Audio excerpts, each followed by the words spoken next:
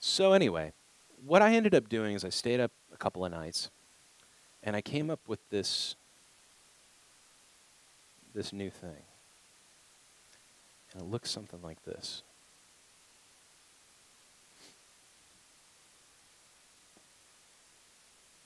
Yeah, it's taking a little while.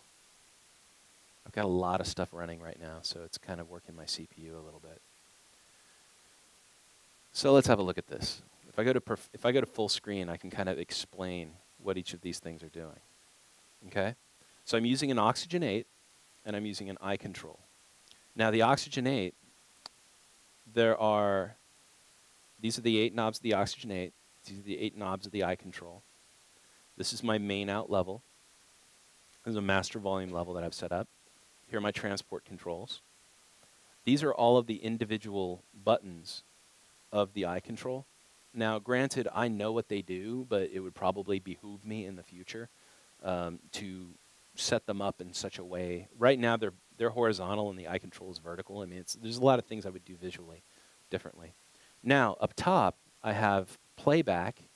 The playback is blue, and that's basically if I had a backing track, that's where that would go. And then I have 4 loopbacks.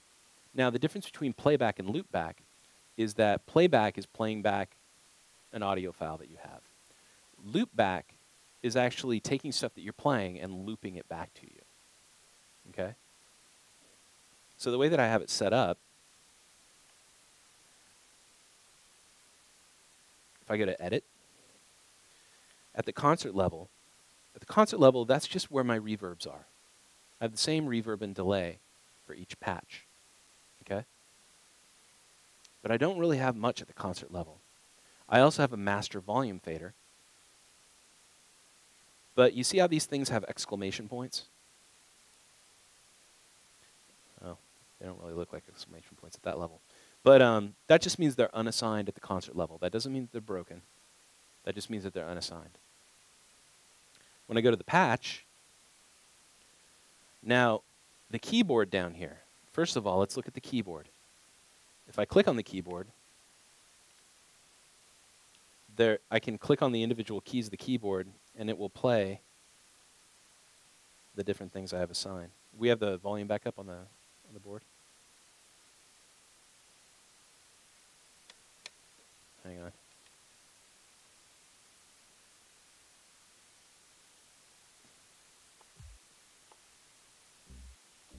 Weird. Okay. So I've got like a bass.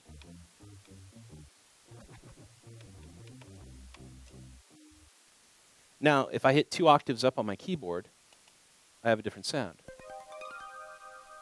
If I go up 2 more octaves, 2 more,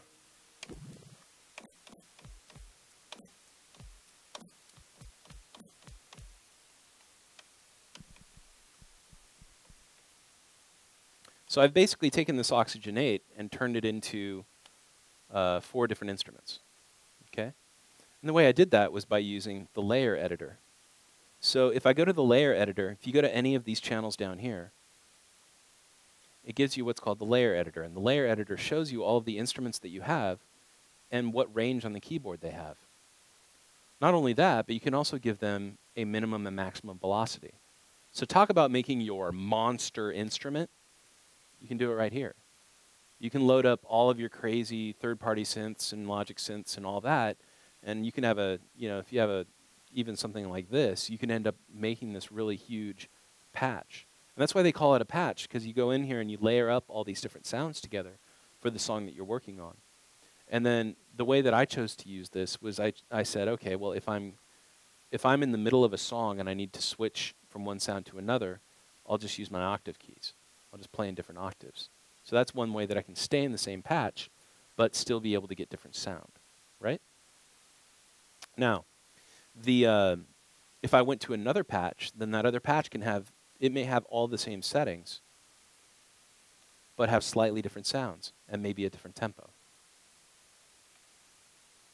So in this one, I have an ultra beat that automatically plays when I hit play. Because the minute I hit start, I have an ultra beat over here that has its power on. And in having its power on, that means it's automatically going to play. Now, on each channel, here I've got, there's my bass, right? But I have this thing called loopback. And right now, loopback is just, it's just sitting there. But when I hit play, it'll start scrolling. And it's got a set loop point. So if I go to loopback and I open it up, it's 8 bars long. The tempo is 143, same as the song.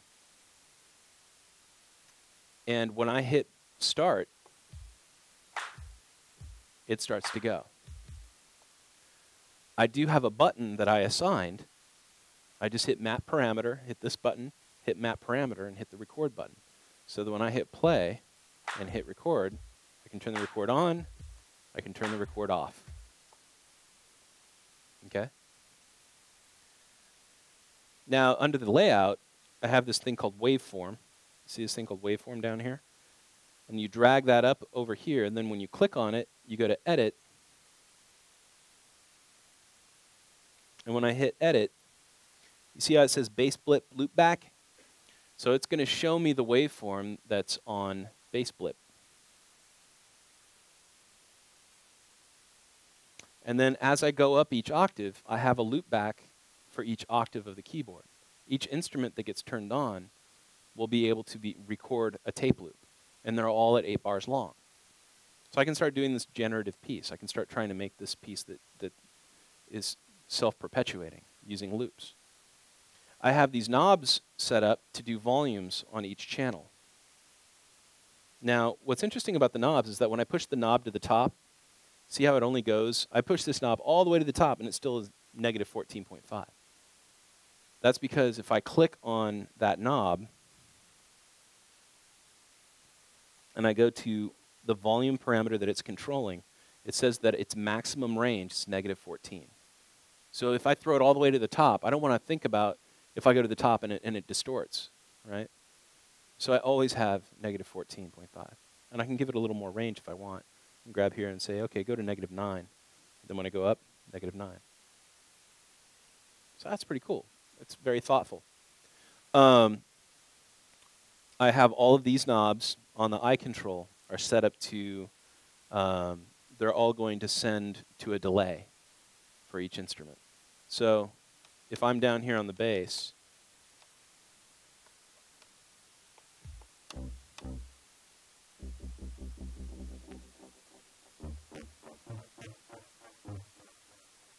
is that me giving you too much volume? Is that what that is?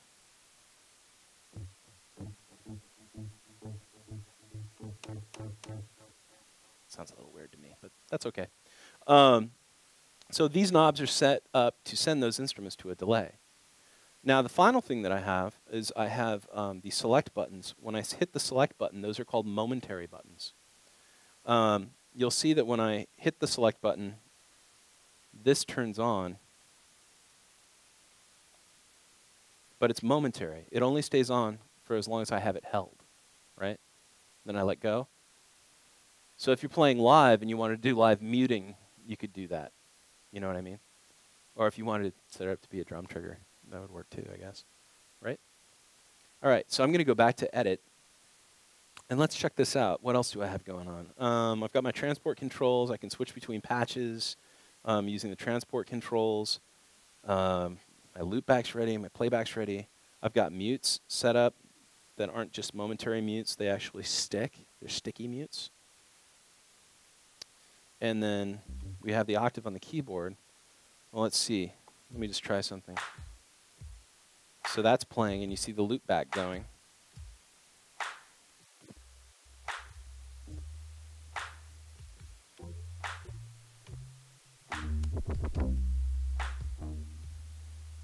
So I get kind of an idea, and I turn this loop back on.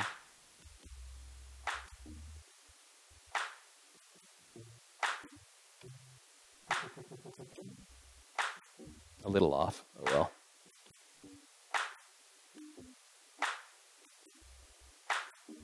And now I turn the loop. Now I turn that record off, or else it'll keep recording on top of itself.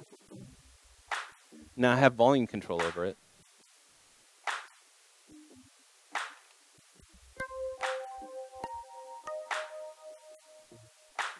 kind of get myself together.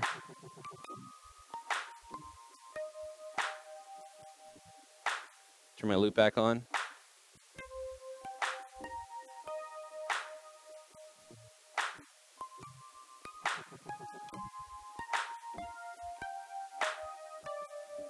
But I'm going to keep it going because I'm going to start going.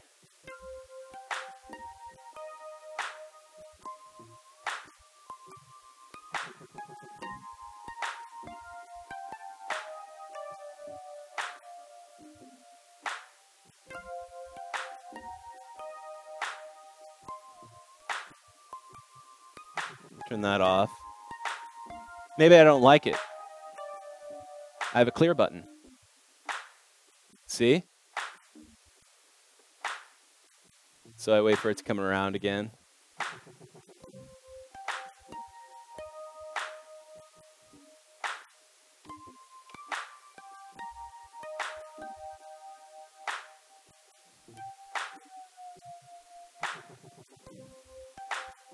Yeah, that's a bit better. So then turn my next loop back on, go up a couple octaves, and theoretically I should have some kind of a pad here. Actually, maybe I'll check it first, right?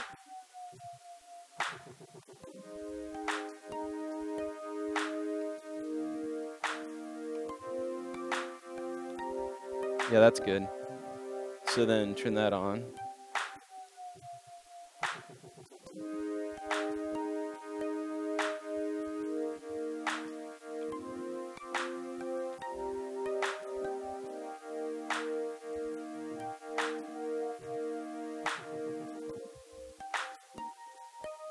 I hit the wrong one. Dang, I like that part too. So you got to kind of keep it all in your head. That's okay, I remember it.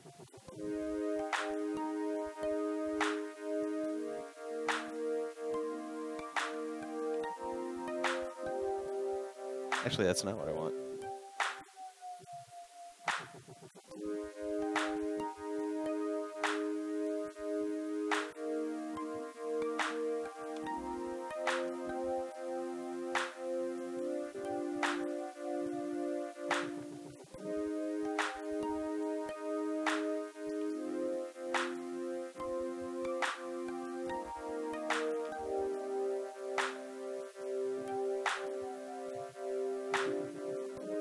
Good enough. So then hopefully, check to make sure that one's recording.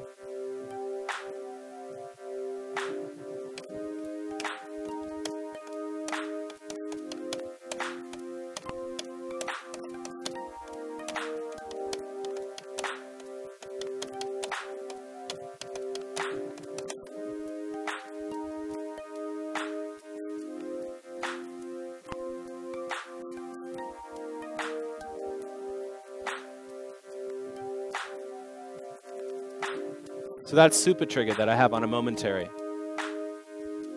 You have to like hit it just right. There we go. So it's like a momentary like glitch thing.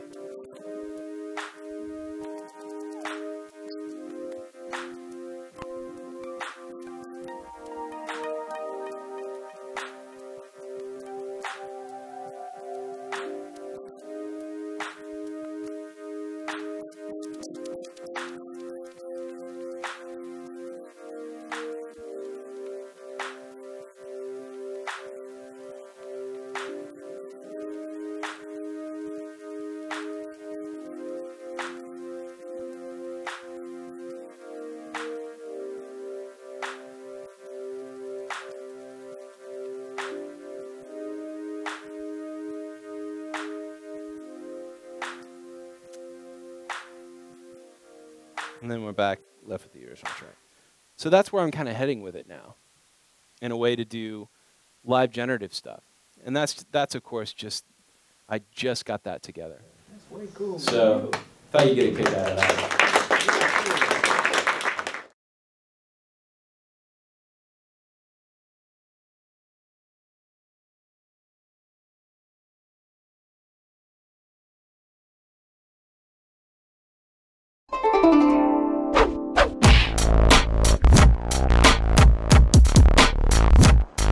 Now, David, quick question. yeah. What happens when you need to go to the B section? Uh, Oh, I'm sorry, it's electronica. There's no B section. well, wait a minute. Wait a minute. So here's loopback, right? There are these things called groups. You select a different group. Or, let's say, think of it less like song to song to song. Think of each patch being each section of your song. You can also have it so that it seamlessly transitions from patch to patch, and that could actually follow the form of your song. Jordan Rudis actually is working on that right now. I'm helping him. I was helping him craft this way that it will switch patch to patch, and we're getting it together. So, yeah. So can you layer all the octaves together so you could do individual and then hit a button and then layer it so you could have, you know, like a digi piano and some sort of. Yeah. Well, here's the thing. The question was, can you? Let's say that. I think what you're asking is, can you have it so that you're in the same patch, but you go from one layer and then you switch over to another layer, which has a totally different set of instruments, right? No? So for instance, let's say that you have a sequence where you're playing piano and you want to add strings, but then you want to go back to piano. Is there a way where you could play the piano and then hit a button where you could layer the strings in the piano and then go back to the piano? Yeah, totally. All it would be is you'd have the piano on one channel strip and the strings on another channel strip. You'd have a button for a mute. That's one way to do it. The other way that you could do it, the thing that I was where I wanted to kind of go with that, is you could layer up the keyboard in one way. Like you'd have a total set of layers here going on, create a whole nother set of layers, and one button can have multiple meanings. So you can have one button that mutes 3 tracks and unmutes other tracks. Like you could literally hit a button and your whole layer changes because the button can have multiple mappings. Yeah. It's obviously the same with loopback, the same with vocal as well, right? Yeah, you can do anything. Actually, there was something I left out of this. Like hopefully, if I still have that in there, you know, here's this thing that I had going.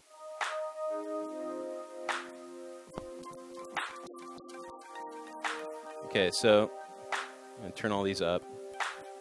I had this thing hiding over here. You guys know what this is? It's a vocoder, right? Now,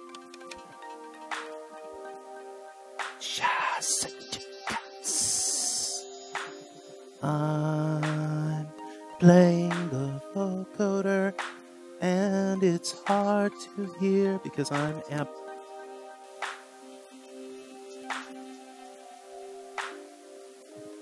You were saying? So that's what I did there, is I'm using the mic. I'm outputting through the 828, but you can have it listen to the internal mic, right? You can choose any other input that you want. So for the vocoder, what I did is I applied the vocoder on there at the top octave. I knew there was one that I was missing in there, but if I hold those down, it's pretty cool. If you bust that out live, I mean, just imagine, you like build this whole thing and people are like, oh, that's kind of cool, and then you're like, and people, you know. Can panning be automated in loop playback, or is everything defaulted to pan center? If you pan, if it all depends on where you put the pan. So if the question was, can you put a panner before loopback and automate your panning? The answer is absolutely. What you would do is you'd click here and you go to imaging and you would use a direction mixer. Because the reason that you would use a direction mixer instead of just using panning is not actually panning. It's a balance knob. You're adjusting the volume from the left side to the right side. If you use a direction mixer, you can take the entire stereo image and you could actually automate it to pan the whole image left and right, and you can pan it, and you could make it so it collapses from stereo to mono too. So beyond just panning, you could also use it to open and collapse your panning image. And that'll definitely go to loopback, because loopback picks up anything that's up above it, right? So if you think about it, you can mute and unmute different plugins on the same channel too, and it's pretty slick. And did you have another question? Okay. Yeah. Can you quantize the performance? Yeah, not really. Well, that's a qualified not really. Because here's the thing. In loopback, you can't really, like, since it's audio, you can't, but in playback, it actually does have some flexibility that way. Because in playback, you can use playback as a sampler. You know, you can play different marker points. You can have it on flex time so that everything that goes into playback ends up being exactly quantized. But then you have to have the loop ready to go when it does that. And I haven't gotten that advanced with it yet. So, yeah. Can you have a sample bank? Yeah, certainly. You would just use the EXS24. Yeah. I usually build my EXS24 instruments, and then you have access to all of your instruments through the library here. So if you go to the EXS24, its entire library will come up. And the libraries for the instruments, if you click on the instrument itself and you go to the plugin library, these are all the settings. So if you create your own sample banks using the EXS20, getting the EXS24 all built in Logic, it's all available there to you. I was going to do something. What was I going to do? Casper. Good old Casper. So Casper's question. So my question is it possible to set up some kind of an environment object that could alter the LFO rate live, ideally by setting up a zone on my keyboard with 6 keys or buttons assigned from half to 16th, whatever. All right, so we all know dubstep, right? Bow, wah, wah, wah, wah, wah, wah, right? So what he's asking is he's like, I want to have a bass line going along, and then I want to be able to use the keys of my keyboard to trigger different rates live. And I use Logic. And I said, well, I'm glad you're using Logic because here's what we're going to do.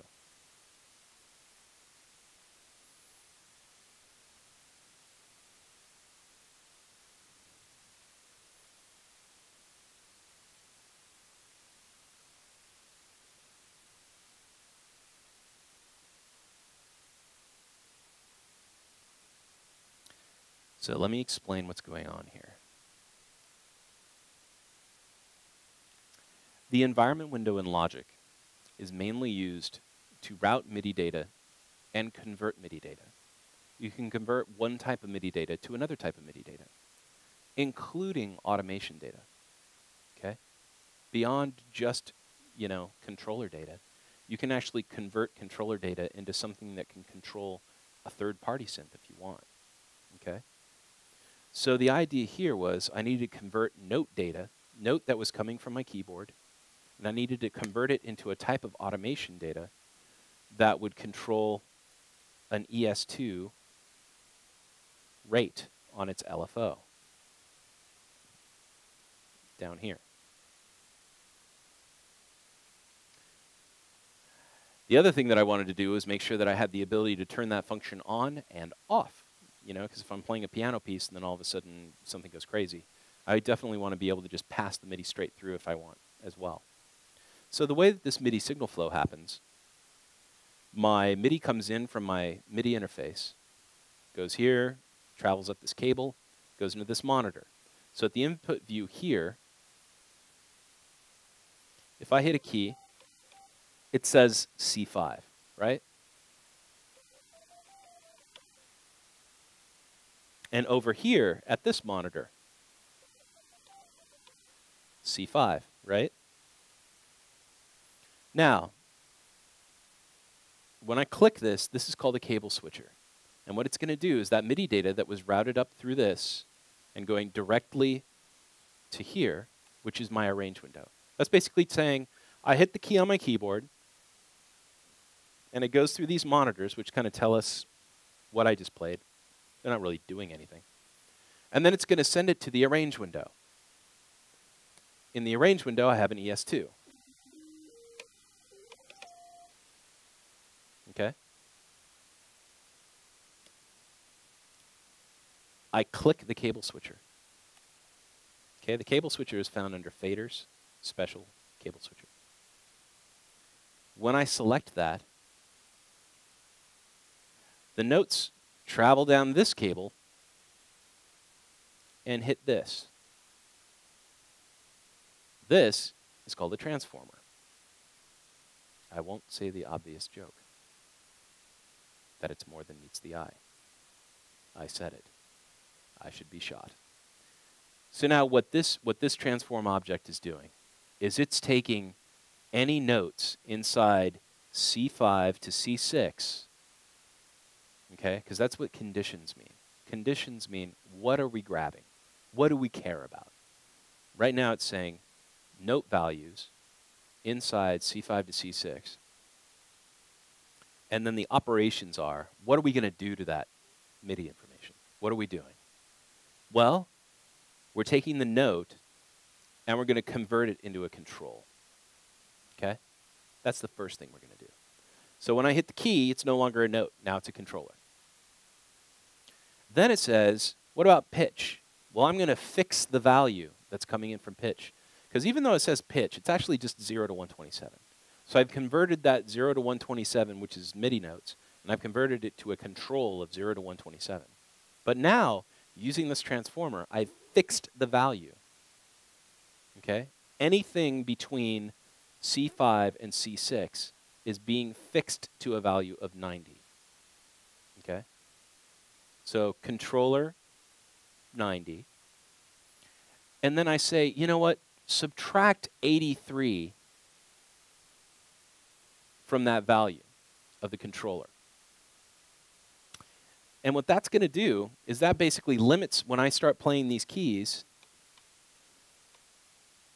When I hit C here, see how it's giving a controller 90 with a value of 1 and 0. When I hit the next note up, it's a value of 0 to 2. 0 to 3, 0 and 3 as I go up chromatically the keyboard. Okay? Now, look at all these. Each of these are transformers as well. This one says, hey, when I receive controller 90 and a value of 1, okay? So we've done all the conversion here so that the C that went in there originally has now been converted to channel 1, controller 90, a value of 1. It gets here, and it's like, I'm only listening for that. And I'm converting it to a fader, which is automation value, of 2, fixed at 94. Okay, so it's fader with channel 2, fixed to 94, which is like the fader value is kind of like a control number. Yeah, it's a little confusing. And I'm fixing it at 40. And so when I do that, basically what the outcome is when I hit C, if I go back to the arrange window, and I open up that ES2, you see how the rate changed?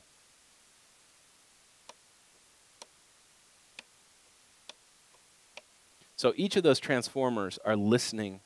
I probably could have made this even a little more efficient if I really thought about it. But I just have each one going, okay, you're listening. When you get 90 and 1, you're gonna set it to that value, to 16. When you get 90 and 2, it's going to be the next value up. 90 and 3, it's the next value up, and more and more and more and more.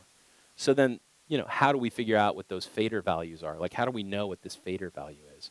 Well, there are a couple ways to do it. The way that I did it here was I actually just recorded some automation of me moving the fader around, and then I looked at it. But an easier way to do it, a way easier way to do it, would be to actually go in, look at your ES2 in the environment. And you remember that handy-dandy monitor that I had set up that showed stuff? It's just showing me something that I'm doing. I'm just attached the ES2 to that. And if I start pulling this up and down, so as a fader value, channel 2, the value is 94, and this is the value. So if I go down to 16, fader value, channel 2, 94. 94 is telling it the LFO slider. That's basically what 94 is. And then a value of 49 gives me a 16th note. Okay? So that's how I figure out what the fader values are for these things that aren't necessarily controlled by MIDI controllers. MIDI controllers you have to assign. Fader values are always there. So if I go back to the click and ports, these are probably spitting out. This is spitting out, it might be channel 1 instead of channel, yeah. This is channel 1, but I don't think the channelization matters quite as much. I hit C, now it's 90, with a value of 1. This is 90 with a value of 2. 90 with a value of 3. When I go to the octave sets it back to 65. 65 is the null point. So in use,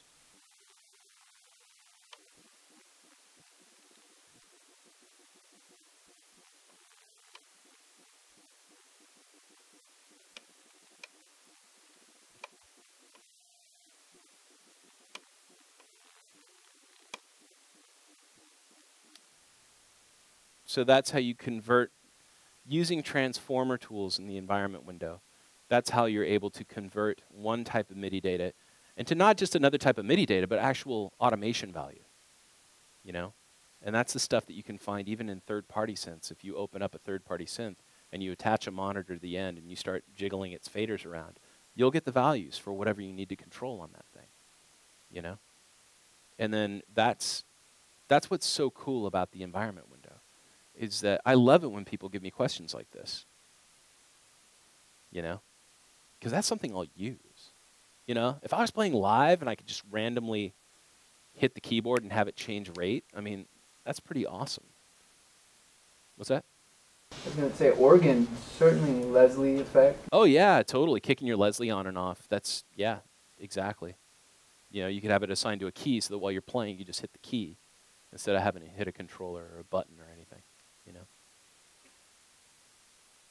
So anyway, that was Casper's question. And I really like that because I think that it's a great example of, you know, what I'm trying to do today is just show you a couple of my different worlds that I live in Logic, and like the ways that I try to think creatively in different environments. You know, whether it's playing live, trying to use main stage, setting up for a film, you know, you saw the remix thing that I did.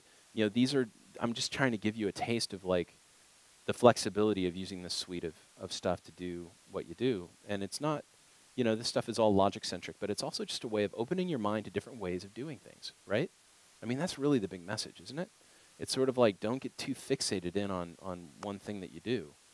You know, try and use the tool and look outside the box and really make it work for you. So I just wanted to say one other thing here. The cable switcher as well, if I wanted to, I could create a button. The cable switcher actually has an input and an output, and I can decide the channel input setting so that I can have a knob just so I hit a button and it goes. But kind of sucks that I had to throw this in at the end because this is really intense environment stuff. But with an environment window thing, I could show you the environment all day long. I mean, there's just so much that you can do in there. It's astounding. But one thing I do like about using Logic is that you can be handed questions like that and come up with very interesting answers.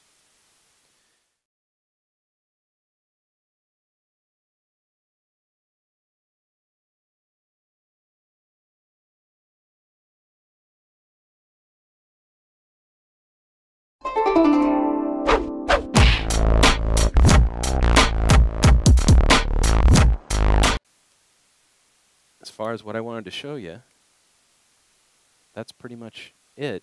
And if you guys have any questions, or if we have any Ustream questions, I'd love to answer them now. Yeah? What do you think is the best, what's the smartest way to set up an arpeggiator in the environment? Like, that's sort of, because haven't figured out like the standard way or like what people do to set that up that's like an efficient way to do that. The way that I like to do it, because the way that we ultimately want an arpeggiator to work is we want it to work on anything that we have, which means that we're going to set it up in here at the click imports level. And we also want to be able to select the type of arpeggiator that we want.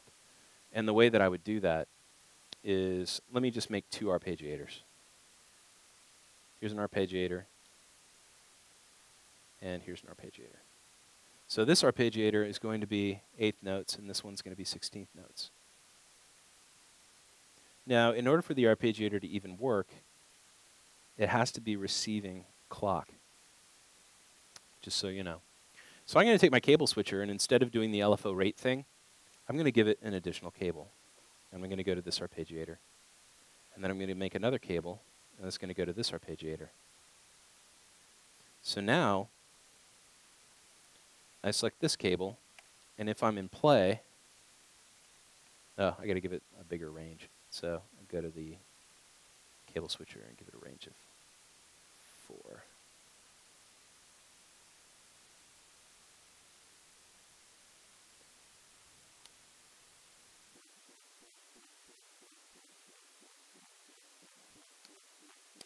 Okay, now I'm going to open up something that's a little more arpeggiable. I made up another word.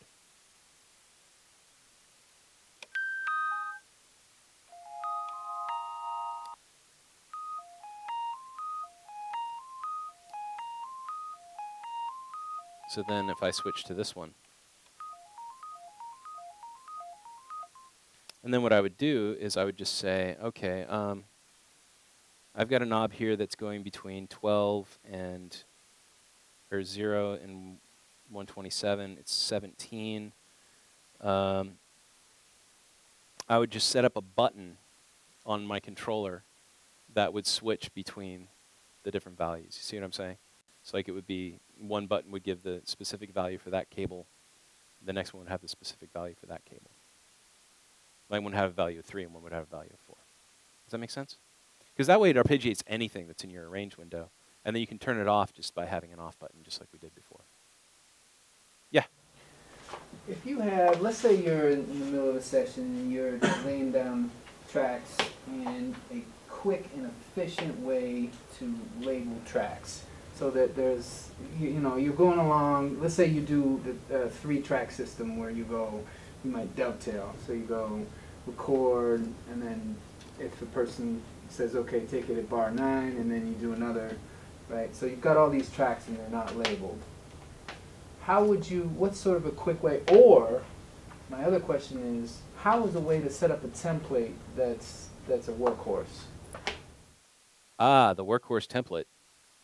That's a whole nother subject. There are a couple different philosophies behind templates. One of them is that you start everything from the template that is appropriate for the type of music that you're working in. Like at home, I have an orchestral template. And the orchestral template has all of the different articulations for string instruments, which can be quite a lot. And all the brass instruments and all their sections and keyboards and all that kind of stuff.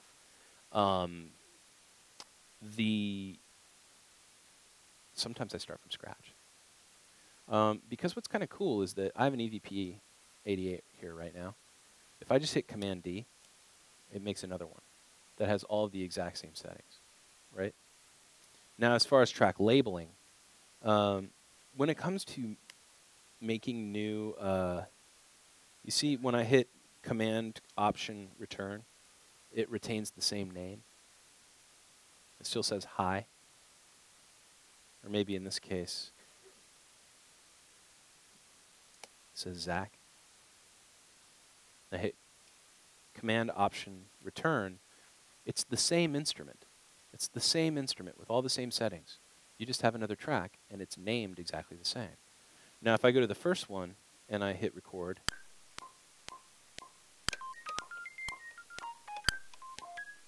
that's what happens when you leave your arpeggiator on. And I think I'm going to turn that click down a little bit.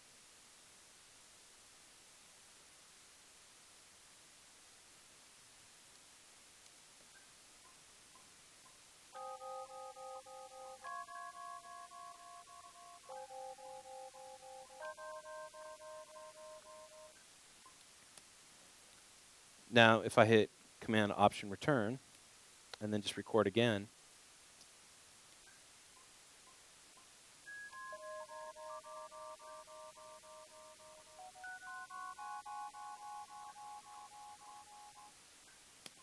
it's taking the patch name from the instrument as the name of the region. But I'll keep recording like that till the cows come home, and then I'll just do this. I'll select both of them. Like, let's say that I even record more, and I end up with something like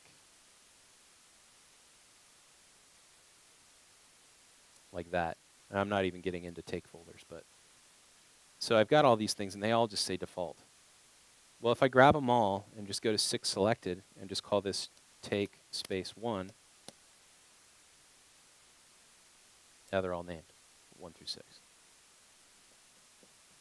Because it automatically alphanumerically will increase if you put a number at the end. So that's a good way to do it. The other way to do it is use take folders, but there's a lot of different settings in the way that you record your MIDI stuff. And it's under your recording tab. Merge only in cycle record, merge with selected regions, create a take folder. So if we create a take folder, check this out.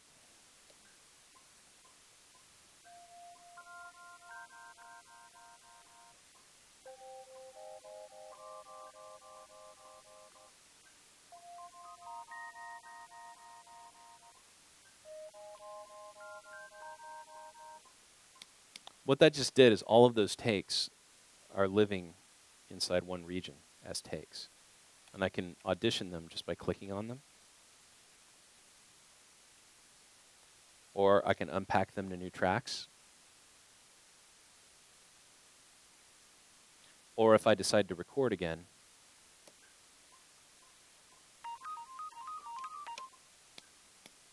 see, that got packed into the folder as well.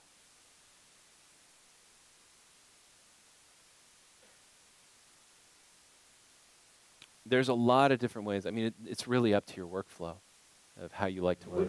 My question more isn't just for you. How do you like to work?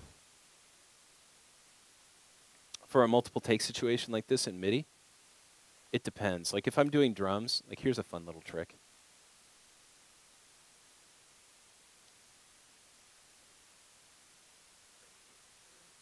And that's one more thing I want to add. It's not for, in other words, if not you playing the track, but if you're recording somebody else and you need to hit it because he's in the moment or whatever. And From MIDI? MIDI or audio.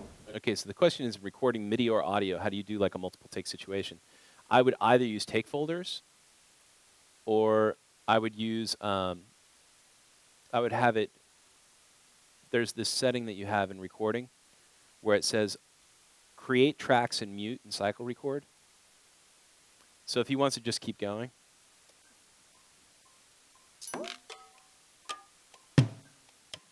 First I gotta find it.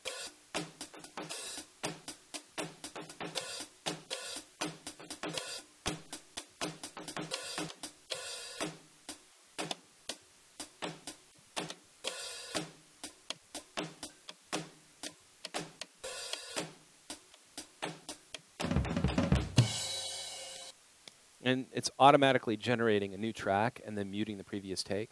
I tend to find that is a pretty good way to work. And then if you want to, like you're done for now, but you just grab these, you pack a folder, and then you just keep recording. So that's one way to do it.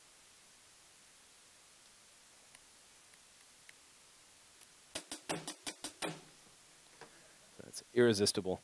I've been a keyboard drummer for years.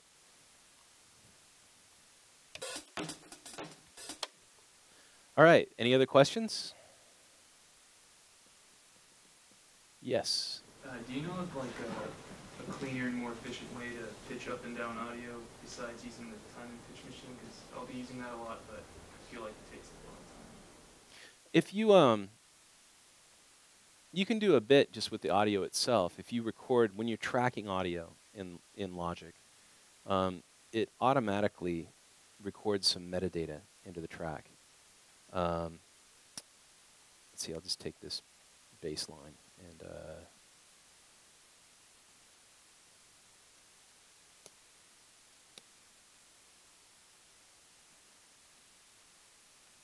when I click on that bass, you know what? It doesn't do that anymore.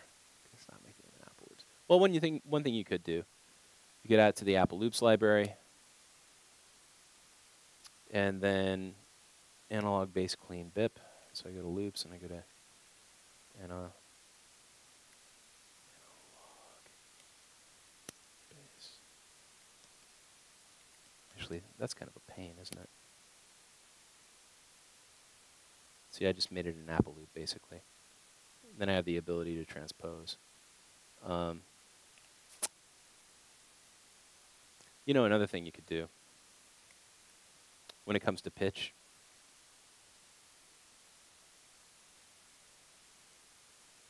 there's pitch shifter, right? So if you turn the mix all the way up,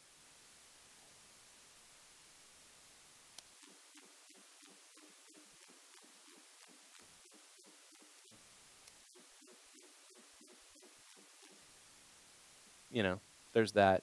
Then there's one that's even more interesting called the vocal transformer. And the vocal transformer not only lets you adjust the pitch, but it lets you adjust the formant.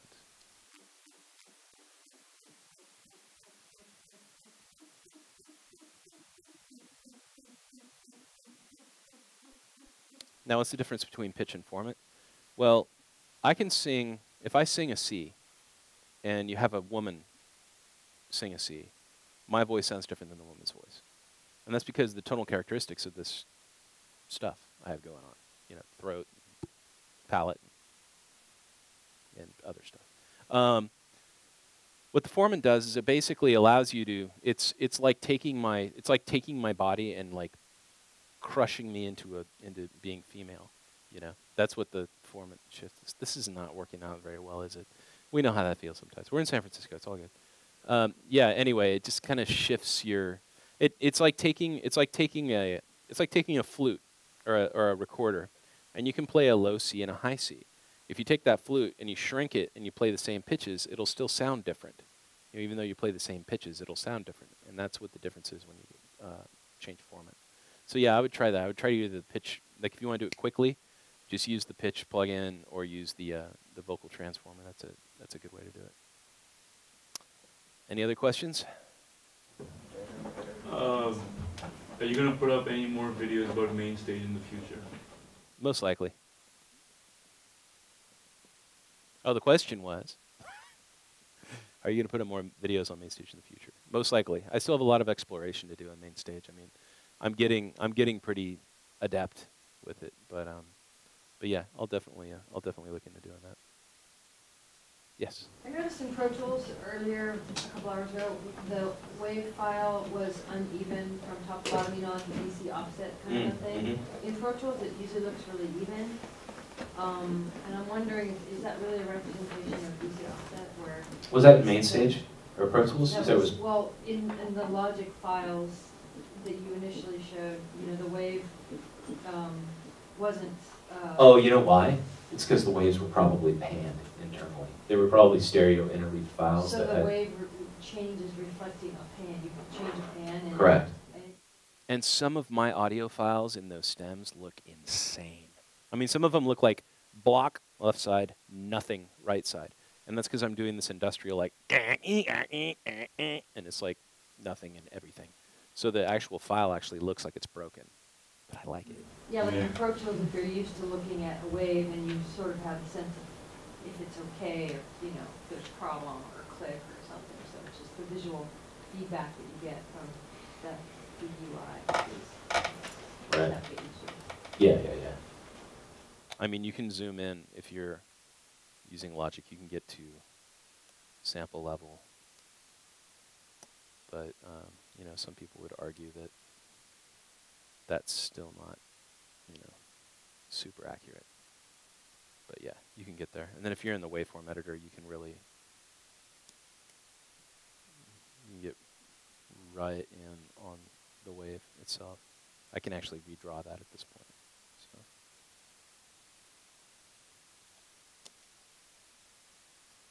Cool. Any other questions? Yes. Do you mind showing us some like cool sound design techniques that you like to do? Well, one of my favorites. Let's do this real quick. That's kind of funny. It's like, well, you got another hour. But you know, one of my old favorites is well, I should still have that audio file here somewhere. Hang on. Where's my? Is to take an audio file.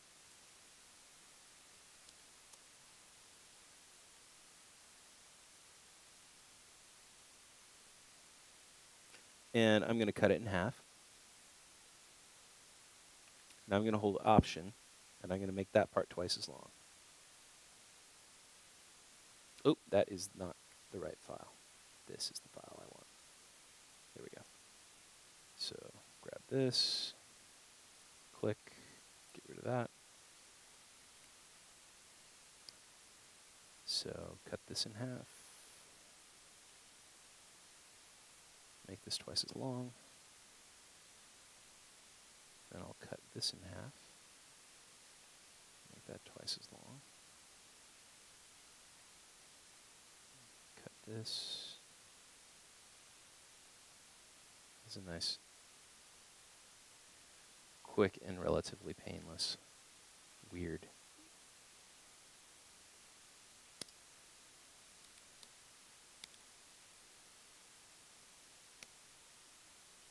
Am I muted? I'm on an instrument track. Wow, that was really stupid. Thank you. Excellent. And let's see.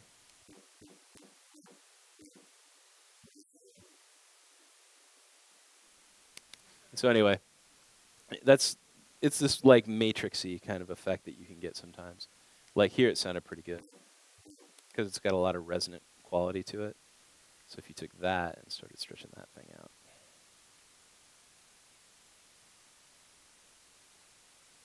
Oh, of course. Take that, double that.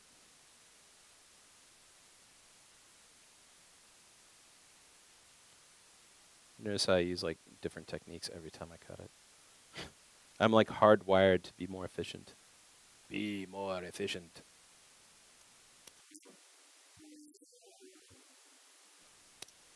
Yeah, so then you end up with this.